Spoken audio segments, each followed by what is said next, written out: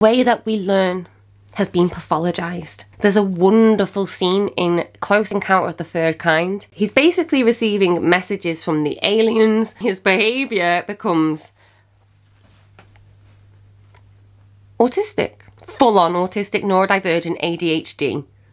And he's stimming at the table with mashed potato. And I'm like really happy, going, oh my god, he's doing what I do. He's playing with his food. It's wonderful neurodivergent identity. And his family start crying. His wife just burst out crying. His son just burst out crying. And he said, oh, I guess you've noticed something's not quite right with Dad. It just really hit me.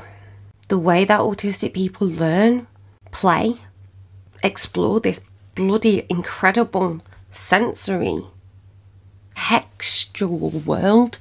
You won't think it's weird. When your kids are lining things up repeatedly, when they're piling up soil, when they're making little potions in their own world, looking at animals and collecting information, when they're playing with textures and rubbing it on their face, smelling it and licking it, they are learning. They are learning the way that humans have always learned. It is why autistic people struggle so much in this education system, because that type of learning, quite frankly, is not permitted outside of respite playtime breaks and art classes. To pathologise a whole neurotype because we behave and learn differently has led to some woeful misunderstandings about our behaviour. I've seen autistic communication completely unrecognised because it's not been taught. I've seen autistic people trying to interact, trying to explore, trying to learn and navigate life in this way, but we're not permitted. Often we get this. No, don't do that. Look this way. Look at me. Don't look over there. Don't look at that interesting thing which you're actually looking at, the way that the light refracts. Taking a moment of mindfulness. You're zoning out. See, when these kids are zoning out and they're in their own world, what they're doing is they're collecting calm. They're regulating their sensory system. Even that has been pathologized. Parents getting upset because they've not been educated. They've not been fundamentally taught, hey, your kiddo is taking a sensory break. If you stop demanding their eyes, they can hear you and follow their interests. That is your route in. Autistic people, if you are watching this, you are not broken. You are not a disease. You are not disordered. Your disorder is extremely ordered relative to the autistic thinking. Oh, if only they could see that. Autistic brains, especially the ADHD types, we are born for stimulation.